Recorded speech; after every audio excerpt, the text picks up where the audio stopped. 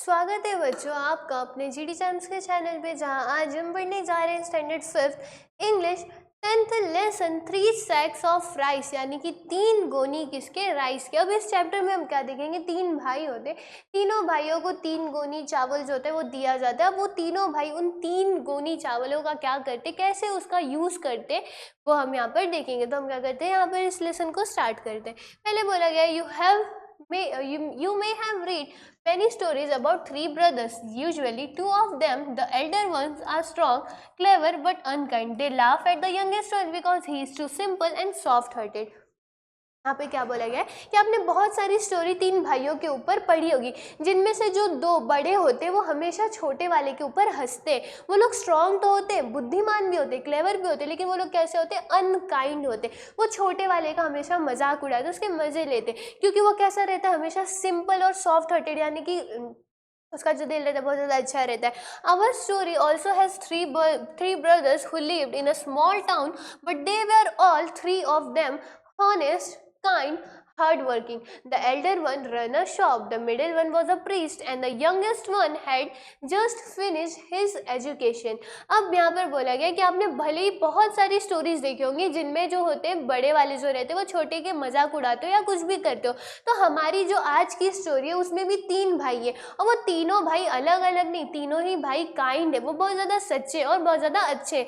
जिनमें से जो सबसे बड़ा वाला है वो क्या करता है, वो शॉप रन करता है। जो छोटा वाला है वो एक प्रीस्ट है, यानी कि पुजारी है। और जो सबसे छोटा वाला है उसकी बस अभी एजुकेशन जो है वो अभी खत्म हुई है, और he had started taking up odd jobs to earn some money and to learn a trade. All 3 of them were fond of their mother. She had worked hard to bring up the 3 of them after the sudden death of their father. अब वो जो तीनों भाई थे, तीनों में से जो सबसे छोटा वाला था, अब उसकी एजुकेशन जो पढ़ाई थी वो ख़त्म हो चुकी थी, और वो अब जॉब ढूंढने लगा था ताकि वो थोड़ा बहुत पैसा जो है वो कमा सके। और वो तीनों भाइयों में से वो तीनों भाई जो थे वो अपनी मम्मी से बहुत ज़्यादा क्या करते थे, प्यार करते थे। उन्हें उनकी मम्मी बहुत ज़्यादा पसंद थी। और क्यों, इसके पीछे का रीज़न यहाँ पर दिया गया कि उनकी जो मम्मी थी उन्होंने बहुत ज़्यादा हार्ड वर्क किया था उन तीनों भाइयों को वो जिस कंडीशन में, उस कंडीशन में लाने के लिए। और ऐसा क्यों, ताकि जो उनके जो फादर थे उनके डेथ के बाद पूरा ख्याल भी किसने रखा था, उनकी मम्मी ने रखा था। तो यहाँ पर हमने क्या देखा कि जो स्टोरी है उसमें 3 भाई हैं, तीनों भी जो है वो कैसे बहुत ज़्यादा सच्चे हैं, ऑनेस्ट है, और वो अपने अपने काम अच्छे से यहाँ पर कर रहे होते हैं। One day, their father's friend visited the mother. He said, "Sister, you know that I have very prosperous business, but now I am getting old and my only daughter is a marriageable age. I am only looking for a son-in-law who will be a good husband to my daughter and who will also handle my business well. I like your sons if you permit." अब एक दिन क्या होता है, उनके पापा के, उनके फादर के एक दोस्त आते हैं, और वो दोस्त आके उनकी माँ से क्या बात करके जाते हैं कि आपको पता है कि मेरा जो बिजनेस है वो बहुत ज़्यादा अच्छा चल रहा है, मेरा जो काम है वो बहुत ज़्यादा अच्छे से चल रहा है, और मेरी जो एक लौती बेटी है, मैं बहुत ज़्यादा बूढ़ा होते जा रहा हूँ, मेरी जो एक लौती बेटी है उसकी शादी की उम्र हो चुकी है, और मैं ऐसे लड़के, ऐसे सन इन लॉ को ढूंढ रहा हूँ जो कि एक बहुत ही अच्छा हस्बैंड, उसकी डॉटर के लिए बहुत ही अच्छा हस्बैंड यानी कि पति हो, और साथ ही साथ जो वो अंकल है उसका बिजनेस भी वो अच्छे से चला पाए। और वो बोलते कि मुझे तुम्हारे बेटे बहुत ज़्यादा पसंद है, और अगर तुम मुझे परमिशन दो तो। अब इसके बाद क्या होता है, उन्होंने यहाँ पर अपने मैरिज का जो प्रपोजल है वो यहाँ पर बता देते हैं। Next, I will marry my daughter to one of them, but before that I have a plan. He discussed the plan with her and she agreed quite readily. अब जो वहाँ पर बिजनेसमैन, जो भी उसके फादर के फ्रेंड आए हुए थे, वो बोलते कि मुझे आपके लड़के तो पसंद है, बट उनमें से मैं किसी एक को चुनूंगा अपनी बेटी से शादी करने के लिए। लेकिन मैं क्या करूँगा, मैं यहाँ पर, मेरे पास एक प्लान है। और उन दोनों ने क्या किया, उनकी मम्मी ने और जो फ्रेंड का दोस्त था उन्होंने उस प्लान को डिस्कस किया, और उन्होंने क्या किया, उसकी जो मम्मी थी वो इस प्लान के लिए मान गई थी। The next day the friend went to each of the 3 brothers one by one. He gave them sack of rice and said, "My dear boy, I am going away for a few months for some necessary work. Please look after this sack of rice till I come back.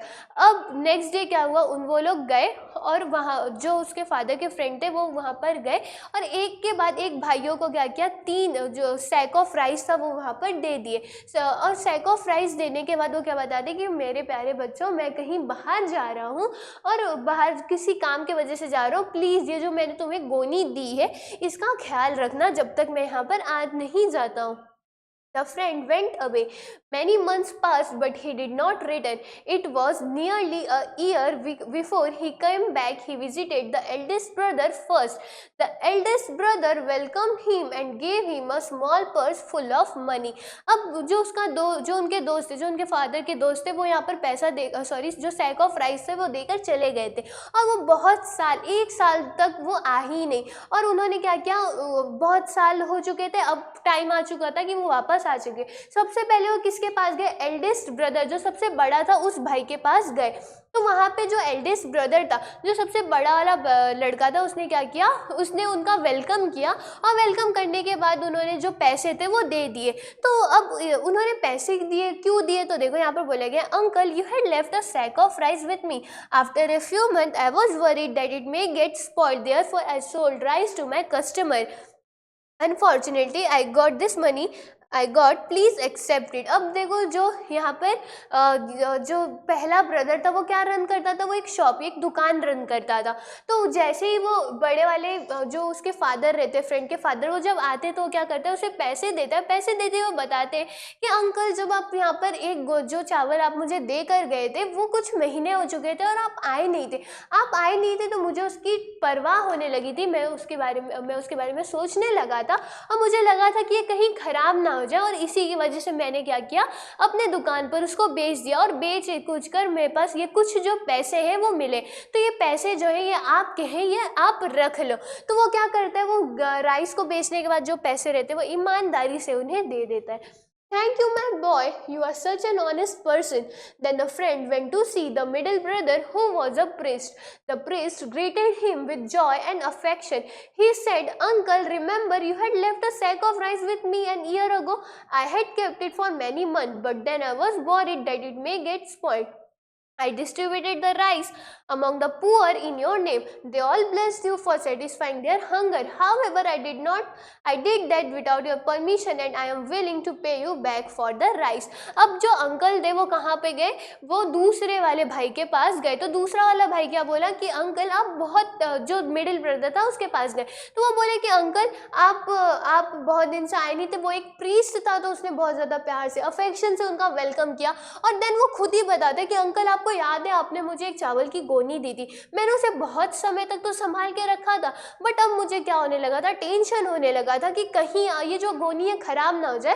और मैंने आपके बिना permission से जो यहाँ पे जो beggars बैठे हुए थे, जो भी लोग बाहर बैठे हुए थे, उनके सामने क्या कर दिया, उन्हें पुअर लोग जो थे, गरीब लोग जो थे, उनको क्या कर दिया, डिस्ट्रीब्यूट कर दिया। और उन लोगों ने आपको ब्लेसिंग दी, आपको जो भी ब्लेसिंग थी वो दी, क्योंकि आपने क्या किया, उनकी भूख को मिटाया। और फिर वो बोलते कि मैंने यह आपकी मर्जी के बिना किया था, तो मैं आपको उस चावल के पैसे देना चाहता हूँ। तो जो छोटा वाला था वो भी पैसे देने को तैयार था। नेक्स्ट वो क्या बोलते, know my boy, you acted wisely and kindly. The blessing that I got from the poor people are enough for me. Please don't even think about it. अब जो नेक्स्ट है, जो अंकल है वो क्या बोलते हैं कि नहीं, तुमने जो भी किया वो बहुत ज़्यादा अच्छे से किया, तुमने सच्चाई से किया और मुझे पैसे की ज़रूरत नहीं है। जो भी ब्लेसिंग मुझे उस पुअर पीपल से मिले, मेरे लिए क्या है, वो बहुत ज़्यादा इनफ है। तो इस चीज़ के बारे में अब तुम मत सोचो। तो यहाँ पर हमने देख लिया कि 3 भाइयों में से 2 भाइयों ने उस जो चावल की गोनी थी उसके साथ क्या किया। अब जो तीसरा भाई था वो क्या करता है वो हम यहाँ पर देख लेते हैं। When the friend went to visit the youngest son, he too welcomed him with love and respect, but he said that he had a confession to make. The sack of rice was lying with me for a long time, but then I had an idea. I often go to my neighboring farm to help with work. I borrowed an unused plot of land from the farmer. I exchanged the sack of rice for paddy and sowed the paddy in the plot. Fortunately, the crop grew well and yielded 25 sacks of rice. I have kept back 5 of the sack and sold 20 of them. Here's the money if you allow. I would like to keep a part of it as my share, considering the labor and money I spent to get it all done. A wide smile spread on the friend's face. He had found his future son in law.